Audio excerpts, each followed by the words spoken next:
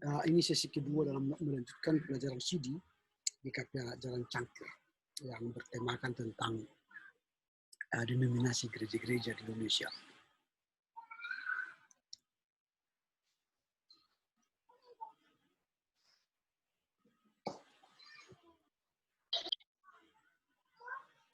Ya, kita menunggu teman-teman yang lainnya.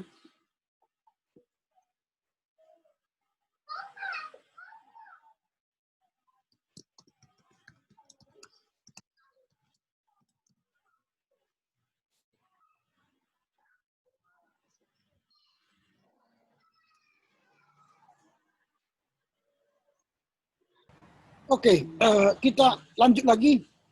Karena tadi saya salah teknis, saya kirim kepada hanya si Audrey aja tadi, tidak masuk ke grup. Saya pikir sudah masuk ke grup, ternyata kepada si Audrey aja tadi. Oke, baik, kita akan lanjut sambil teman kita yang lain masuk. Ini Tessa sudah masuk. Oke, kita lanjut ya. Karena waktu kita sedikit lagi, kita coba belajarnya dengan cepat. Ini banyak, kalau kita bahas detail nanti tidak bisa mengejar waktu sampai habis ya. Lalu tadi ciri keempat dari Anglikan ialah sistem pemerintahannya episkopal. Episkopal artinya dia puncaknya seperti paus, seperti Katolik. Jadi tidak ada lagi yang tertinggi selain paus. Jadi paus, ada uskup, ada kardinal, lalu ada pastor paroki. Nah, jadi mereka tidak bisa digantikan. Penggantian episkopal itu pun melalui mekanisme yang berbeda. Itulah ciri daripada episkopal. Nah, yang keempat, Mennonite. Nah, ini menarik, Mennonite. Di Mennonite itu, di Indonesia itu ada di daerah Jawa Tengah Utara, atau di GITJ, Gereja Indonesia Tanah Jawa, atau PGKMI, atau Gereja Kristen Muria, Gereja Kristen Muria Indonesia, GKMI. Di Medan ini ada di daerah Padang Bulan sana, arah ke Jalan Brastaja, sebelah kanan ada GKMI, itu gereja Mennonite. Nah, inti dari pengajaran Mennonite ialah Alkitab sebagai satu-satunya patokan iman dan perilaku. Jadi Alkitab itu menjadi harga mati untuk setiap orang yang mengaku Mennonite. Lalu kedua, tidak ada sakramen. Jadi bagi orang Mennonite tidak ada sakramen. Tidak ada yang khusus seperti kita perjamuan kudus, baptisan kudus, tidak ada. Bagi mereka yang ada hanyalah penetapan. Penetapan itu mulai dari baptisan, komuni, ada pembasuhan kaki, kecupan suci, pengurapan, perminyakan, ada kerudung bagi wanita, pada kebaktian ada perkawinan, ada penumpangan tangan, baptisan orang dewasa. Jadi orang-orang Mennonite tidak mengakui baptisan anak-anak. Mennonite itu mengakui baptisan orang dewasa. Nah, itu ciri-ciri dari Mennonite. Lalu kemudian mereka menolak kekerasan. Mereka menolak dinas militer dan menolak bersumpah. Bahkan mereka ini biasanya agak sulit kalau ditawari menjadi tentara atau polisi, tidak mau tuh. Bahkan mereka tidak mau bersumpah. Saya bersumpah. Kalau ada jabatan kan harus ada disumpah. Mereka tidak mau bersumpah. Inilah ciri-ciri orang Mennonite. Sistem pemerintahannya ialah, pemerintahan gereja maksudnya, kongregasional atau jemaat. Jadi yang memimpin jemaat itu bukan pendeta, bukan presbyteros, bukan sintua ya. Tetapi yang memimpin jemaat itu ialah jemaat itu sendiri. Ya, jadi bukan pendeta, bukan penatua, tapi jemaat itulah yang memimpin jemaat. Itulah Mennonite. Yang kelima, baptis.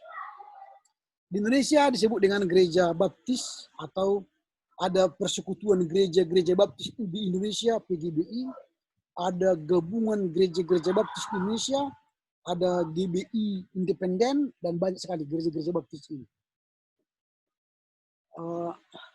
Di Medan itu ada sekolah tinggi teologi baptis, STTB, di Simalingkar sana. Di Simalingkar sana ada STTB. Baptis ini besar. Di Amerika, baptis ini paling besar.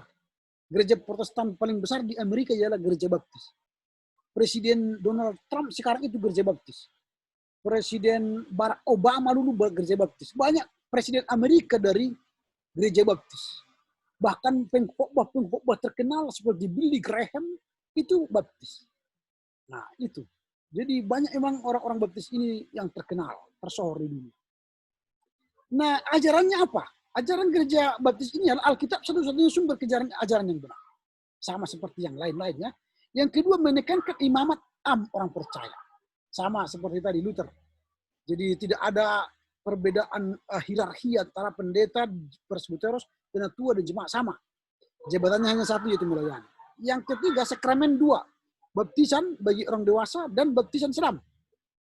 Lalu perjamuan kudus sebagai pengenangan memorial atau secara simbolis. Jadi bagi baptisan itu hanya bagi orang dewasa itu diselam, dan bagian perjamuan kudus itu hanya peringatan sama seperti Calvinis tadi. Lalu gereja harus terpisah dari negara. Jadi bagi gereja baptis, gereja itu harus terpisah dari negara. Negara ya negara, ya gereja ya gereja. Tidak boleh digabung. Nah itu gereja baptis. Lalu yang keenam ialah gereja metodis. Di Indonesia banyak metodis ya, di Medan ini banyak metodis, ada sekolah-sekolah metodis juga ada. Pendirinya ialah John Wesley di Inggris. Ada gereja metodis Indonesia, ada GEMIT ya, gereja Masehi Injili Talaut, ada GMMI, gereja metodis Merdeka Indonesia, ada gereja Wesley, ada juga STT Wesley ya. Ya, ajarannya ialah menekankan kelahiran baru, newborn, hidup kudus. Atau mereka ini lebih disebut dengan gereja Puritanisme. Puritanisme ini ialah orang yang menjaga kekudusan, moralitas.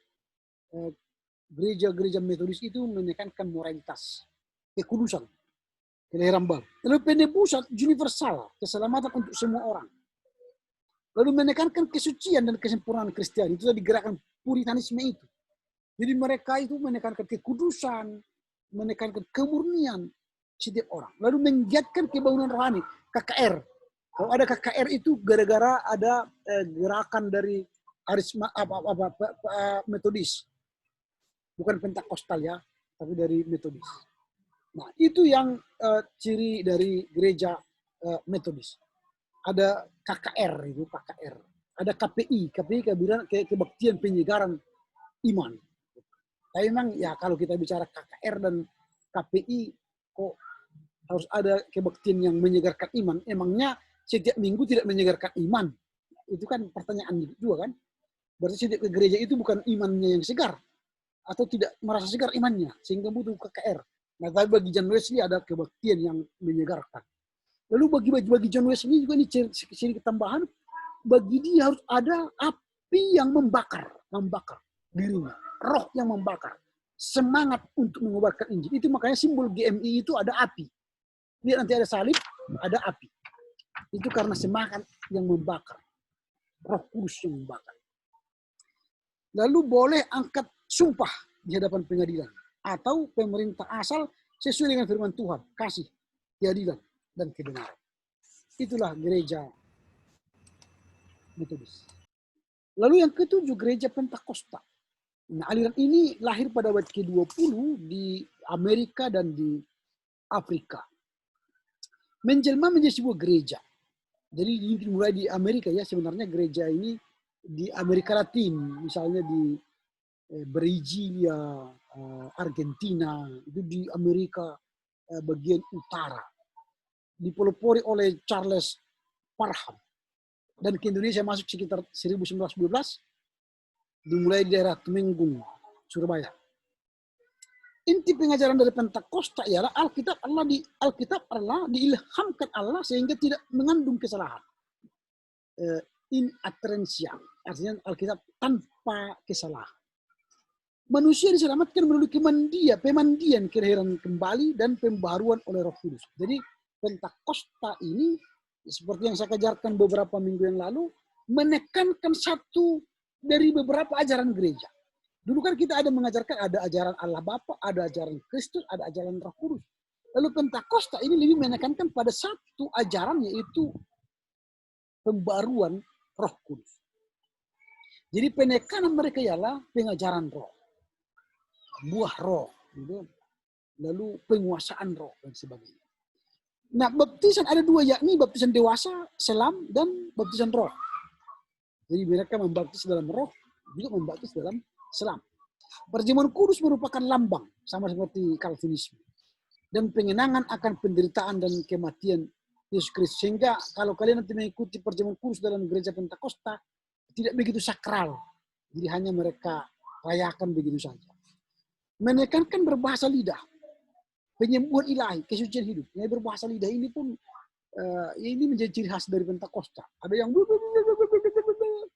ada yang kata saku kurata katanya kan. Ada yang dompet kurata yang berulang-ulang ya. Mereka punya bahasa-bahasa yang apa, yang aneh-aneh. Nah, ini biasanya Pentakostal. Padahal bahasa roh itu sebenarnya tidak bisa diatur-atur. Nah, kalau misalnya hari ini kita katakan bla bla bla bla bla, kalau misalnya minggu depan kita bahasa roh lagi, bukan lagi bla bla bla bla, tapi bisa misalnya a atau b b b b b.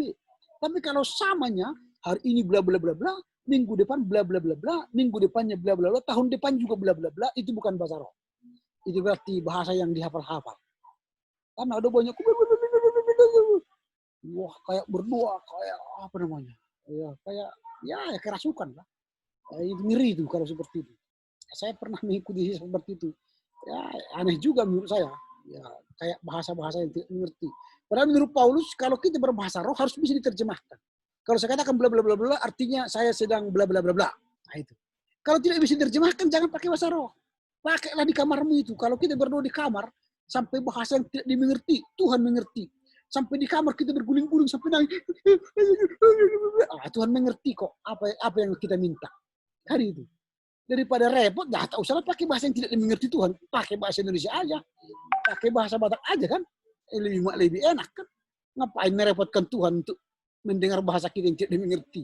Kan capek kan. Nah itu Pentakostal itu ya. Nah, kita hanya menekankan, mengajarkan bahwa itulah ajaran Pentakostal. Tidak ada tata ibadah yang rinci dan baku. Artinya bebas. Tidak ada tata ibadah. Potum, pengakuan dosa, pengakuan iman rasuli. Nggak ada itu. Pentakostal bebas. Ya terserahlah. Bisa bernyanyi satu nyanyi 2 jam. Habis itu berdoa khotbah. Habis itu bernyanyi ya persembahan pulang. Boleh. Nggak ada aturannya. Bagi mereka ya pokoknya terbakar semangat mereka selesai. Itu Pentakostal. Yang ke-8 harismatik. Nah, gerakan harismatik itu dimulai juga di Amerika. Gerakan ini disebut dengan pembaharuan harismatik. Nah, apa bedanya Pentakostal dengan harismatik? Pentakostal itu siapapun bisa jadi pendeta. Kalau bisa dia berdoa panjang-panjang, dia bisa menguraikan, menjelaskan firman Tuhan dengan baik, bisa jadi pendeta. Makanya biasanya pendeta Pentakostal itu kan tanpa gelar. Pendeta Petrus, pendeta Ramli, Harahap, gitu kan. Gak ada gelarnya. Tidak punya gelar. Pokoknya dia bisa, haleluya, berdoa atau berkuar-kuar. Ya, bisa jadi pendeta. Habis pendeta. Itu Pentakostal. Nah, harismatik, ini orang-orang pintar. Orang-orang pintar yang sudah pintar, sudah hebat di bidangnya, tiba-tiba ingin jadi pendeta. Maka kalau harismatik biasanya itu pendeta doktorandus ini, pendeta insinyur Niko, pendeta ini sarjana ekonomi, ini sarjana teknik. Itu orang-orang pintar jadi pendeta. Pendeta dokter, nah pendeta insinyur dan sebagainya. Mereka orang-orang pintar. Makanya harismatik ini biasanya lebih diminati oleh pemuda. Karena memakai kemajuan teknologi, memakai slide, memakai overhead projector, memakai macam-macam kemajuan zaman. Musiknya hebat, musiknya trendy, penyanyi latarnya entertain, worship leadernya ya wah lah. Pokoknya sampai di gereja itu kayak kita minum di kafe. Sambil mendengar orang nyanyi, kita minum kopi. Kan gitu. Sambil mendengar orang-orang menari-menari gini kan. Nah, kita minum kopi, ada orang berkhotbah. Habis itu pulang. Itu harismatik. Tapi kita lihatlah apa itu harismatik. Nah, pokok ajarannya ialah penyerahan diri yang lebih mendalam kepada Yesus. Kalau saya dulu direktur Telkom, tapi saya ingin jadi pendeta, tinggalkan aja itu. Kalau saya ini misalnya orang pengusaha sukses, lalu ingin jadi pendeta, ya tinggalkanlah pengusahamu itu. Yang penting serahkanlah dirimu untuk Tuhan. Tuhan sudah dekat, kita akan terangkat ke surga. Itu bisa. Makanya orang-orang pintar ini jadi pendeta. Itulah. Lalu kemudian pujian sebagai hasil datangnya Roh Kudus lewat baptisan Roh. Lalu kecintaan kepada Alkitab, penginjilan, kewaspadaan akan si jahat, karunia Roh, pengharapan akhir zaman, kuasa Roh. Wah, memang ini orang-orang harismatik ini luar biasa. Bisa mampu mereka memindahkan dompet orang isinya itu sampai pindah ke gereja. Saudara-saudara, kalian sudah pasti menyediakan persembahan yang terbaik dari Tuhan hari ini. Tapi jangan berikan itu untuk Tuhan. Buka dompetmu. Lihat yang terbaik. Ada merah, ada biru, ada hijau. Tapi jangan beri yang biru dan hijau. Berilah yang merah. 1 lembar, 2 lembar, 3 lembar. Tuhan akan melipat gandakan. Tuhan akan memberkati saudara. Wah, itu gereja harismatik. Dompetmu isinya bisa pindah ke dompet mereka. Cincinmu pun bisa pindah. Kalungmu pun bisa pindah ke kalung mereka. Nah, ini kemampuan mereka. Menggait. Tanda petik kayak menghipnotis. Makanya banyak orang jemaat ini yang sudah masuk ke harismatik, lalu jatuh miskin. Pendetanya makin kaya, jemaatnya makin miskin. Setelah miskin, baru kembali ke gereja. Asalnya ke GKPA. Tapi sudah rematikan. Sudah gereja rematikan. Sudah, aduh. Sudah habis uangnya kan, baru kembali ke gereja awalnya kan. Kasihan. Nah ini gereja-gereja harismatik. Ya di Medan kita ini banyak gereja-gereja harismatik. Bahkan gereja-gereja kita sekarang warga jemaatnya ada jajan kan. Terdaftar di GKPA tapi jajan juga di gereja-gereja harismatik, Pentakosta dan sebagainya. Ya itulah ya, kenyataan realitas itu. Kemungkinan ya seperti tadi di gerejanya tidak merasa puas dengan khotbah pendetanya, tidak ada revival gitu ya. Sehingga dia cari jajan lah di gereja lain. Itu harismatik. Yang ke-9 Injili, evangelikal. Ini namanya evangelikal, ini menginjili terus. Ya, mereka yang diutamakan gereja ini ialah mission. Misi ke gereja-gereja lain, atau di luar daerah, atau bahkan ke luar negeri. Dari Indonesia ke Vietnam misalnya, Myanmar, atau ke Malaysia, mereka menginjili. Ini gereja Injili.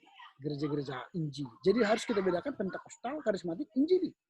Injili ini penekanannya ialah penyampaian kabar baik. Makanya ada orang diangkut itu, dia berkhutbah. Bertobatlah, berilah dirimu dibaptis. Nah itu gereja-gereja Injili. Tanpa memandang tempat. Maka ada pelatihan penginjilan. Ada EE misalnya. Ada mission study, mission trip dan sebagainya. Itu disebut dengan gereja-gereja evangelikal. Nah ini yang ke-9. Yang ke-10 ada bala keselamatan.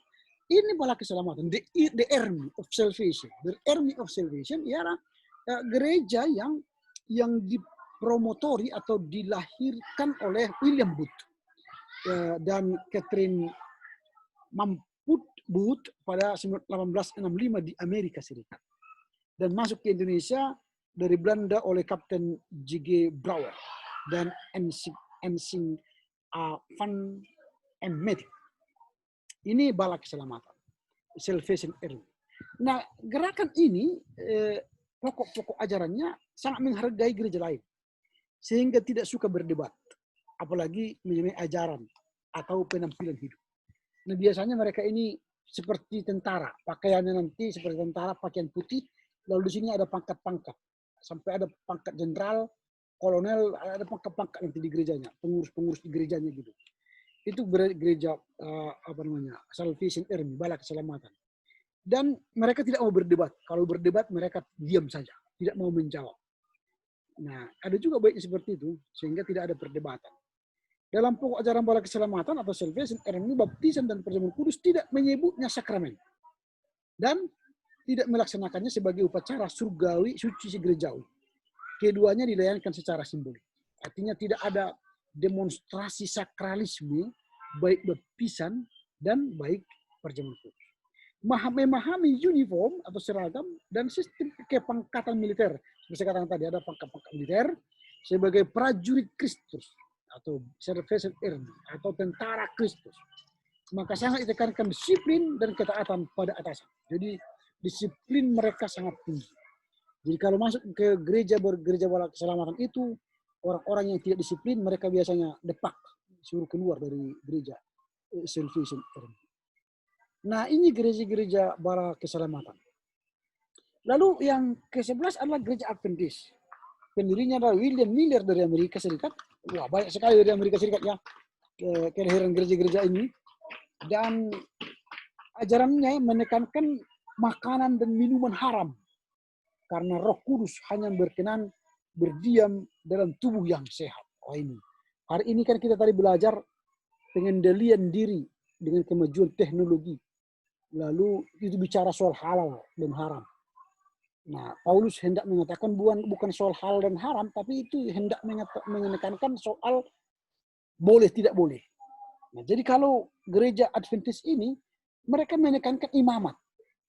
Kitab imamat. Di kitab imamat nanti kalau kalian baca semua kitab imamat, itu adalah larangan-larangan. Larangan makanan, larangan minuman, larangan semualah. Jadi hidup itu harus suci. Itu gereja-gereja Adventist. Misalnya dilarang memakan darah, dilarang memakan ikan yang bersisik, dilarang minum kopi, dilarang minum teh manis. Itu banyak sekali larangan-larangan. Itu gereja Adventist. Lalu mereka beribadah pada hari Sabat, bukan hari Minggu. Itu gereja Adventist. Nah, yang kedua tadi saya katakan mereka beribadah pada hari Sabtu, Sabat. Sesuai dengan perintah Tuhan pada titah keempat. Sehingga Natal dan Paskah tidak dirayakan.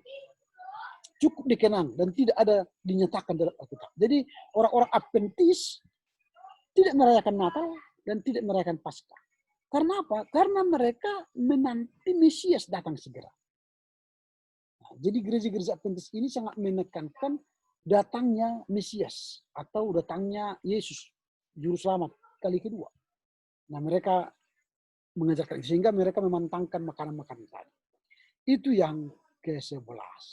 Yang ke-12 ini sudah semakin makin aneh-aneh ya. Saksi Jehovah. Jehovah Witness. Saksi Jehovah ini juga berasal dari Amerika yang dipropos oleh Charles Russell dan dipimpin oleh Rutherford Herford dan Knorri. Nah ini makin semakin lari dari Alkitab sebenarnya kalau menurut saya. Saksi Jehovah ini melarang menghormat bendera. Dan mereka dulu tidak punya gereja. Tapi setelah Gus Dur mereka diakui sebagai ajaran atau sekte, maka mereka buka sekarang namanya Balai Kerajaan. Di Medan ada banyak balai kerajaan. Di Jalan Patriot ada balai kerajaan. Di daerah lain ada balai kerajaan. Ini balai kerajaan ini adalah saksi Jehovah. Mereka hanya mengakui Jehovah, Yahweh. Sehingga Yesus bagi mereka tidak mereka akui. Makanya tidak ada nanti merayakan Natal mereka. Tidak mengakui Yesus sebagai Mesias. Gitu. Nah itu. Jadi yang penting bagi mereka ialah saksi Jehovah. Ada 19 ajaran mereka yang selalu diajarkan. Biasanya penginjil-penginjil mereka datang ke rumah-rumah dengan 2 orang. Pakaian baju putih, tangan panjang. Bawa payung, bawa Alkitab. Lalu sampai di rumah kita nanti dia ketok. Selamat pagi, selamat siang, atau selamat malam. Saya mau bicara, memberitakan Injil. Lalu segera mereka akan memberikan traktat dari Menara Tower. Menara Tower itu pusatnya di Amerika.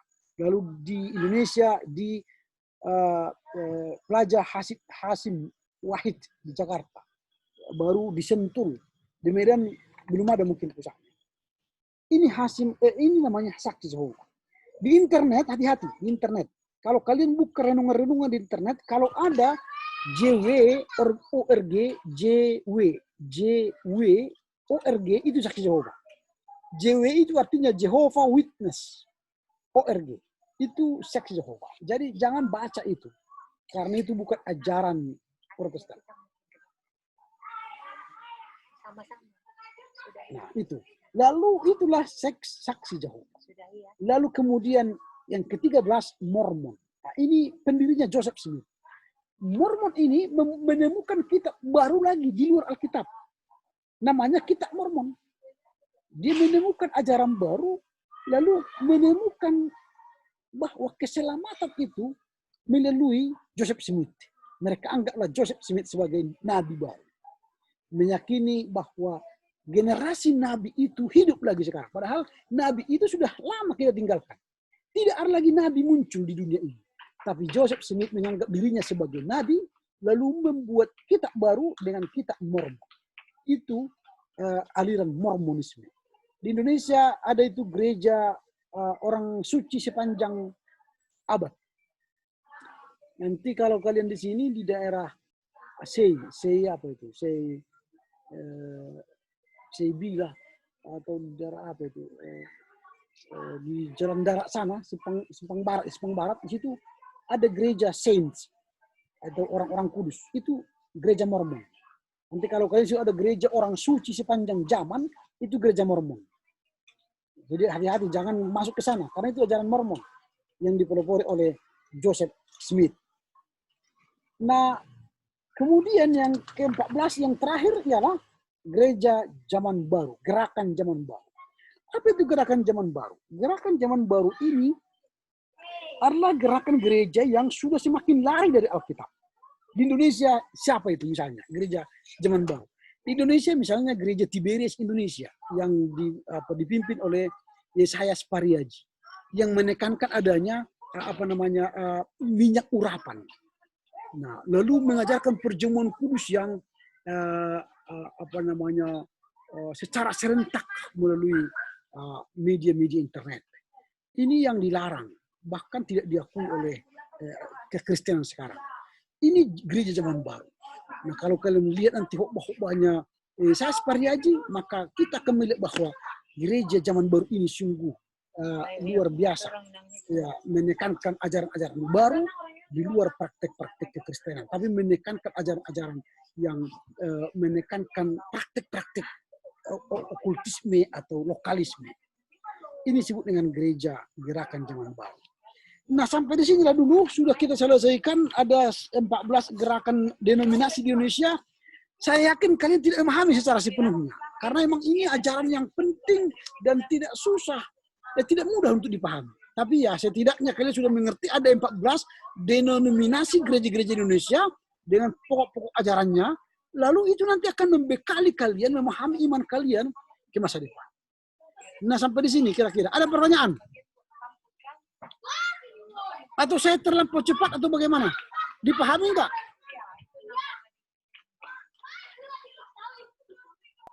Terlampau cepat nama. Terlampau cepat ya? Wah, berarti speednya yang terlampau cepat. Oke, nantilah kita ulang-ulangi. Nanti minggu depan diulang-ulangi lagi. Ya, kalau ada pertanyaan-pertanyaan, bisa di WA saya. Di WA, emang ini apa ini, bisa saya jawab. Kalau tidak WA, ke email saya juga bisa. Ya, nanti saya kirim email, supaya kita komunikasi di email atau di WA dan sebagainya. Tanyakan aja. Tanyakan aja. Oke ya? Ada pertanyaan lagi? Nah, minggu depan saya akan mengajar di luar ini, di luar dari buku katekisasi ini, tetapi soal perkembangan GKPA ke depan. Saya akan berbicara soal eklesiologi GKPA yang unggul melayani dalam kebersamaan. Saya akan mengajarkan itu. Nah, supaya kalian tahu sekarang GKPA itu pada titik mana. Lalu apa yang akan kita kerjakan menuju GKPA yang unggul melayani dalam kebersamaan. Ya, karena itu sangat penting.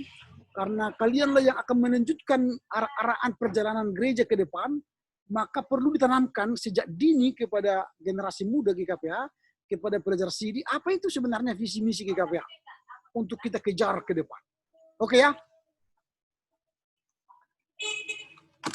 Oke, dengan demikian berakhirlah tugas kita sore ini. Semoga apa yang kita bicarakan itu menambah wawasan kita secara sejarah, mengenal, mencintai gereja GKPA, supaya kita tak bertahan dalam iman yang baik, yang kuat, dan mencintai GKPA, mencintai Tuhan tentunya di gereja kita. Oke, salam buat bapak mama, opung, tulang, tante, adik, kakak, semualah yang ada di rumah kita ya. Tetap jaga kesehatan, berdoa terus. Oke, sampai jumpa hari Sabtu depan. Atau sebelum saya tutup, kapan kira-kira kita bisa jumpa secara faktual? Minggu depan kita jumpa di gereja, boleh? Bisa hari Sabtu depan kita sore jam 5 jumpa. Oke ya, Sabtu depan kita di gereja ya, jumpa ya. Oke. Oke, Amang. Baik. Kalau Sabtu depan kita jumpa, kita akan membahas topik yang lebih seru dan hangat. Sebelum kita tutup, kita berdoa ya. Terima kasih Bapak, kami bersyukur pengajaran CD sore ini telah berjalan dengan baik. Kiranya apa yang kami pelajari semakin kami pahami, mengerti, untuk membekali kami melayani Tuhan di gerejamu, di GKPA. Berkati kami dalam tugas aktivitas kami selanjutnya, orang tua kami, saudara-saudara kami, bahkan memberkati para pendeta, memberkati pucuk pimpinan kami, memberkati GKPA, warga jemaatnya dimanapun mereka berada. Terpuji Engkau Bapa kini sepanjang masa dalam nama Yesus. Amin. Oke, Horas, semangat. Tuhan Yesus memberkati. Makasih, Amang. Sore, Amang. Sore, Amang. Terima kasih, Amang. Sore, Amang. Sore, Amang. Makasih, Amang. Yo, sore. Sore, Amang. Yo.